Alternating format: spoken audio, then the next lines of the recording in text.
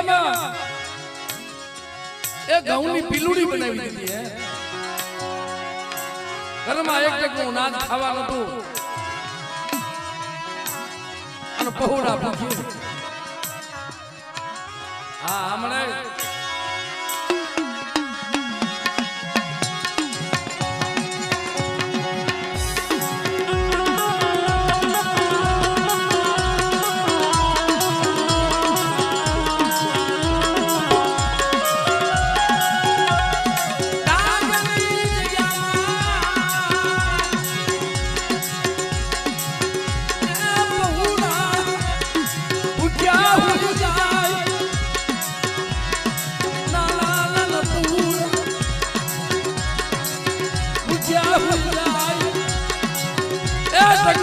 ખાવા નમળા આવી ગરીબી અને મને હમણાં નમળા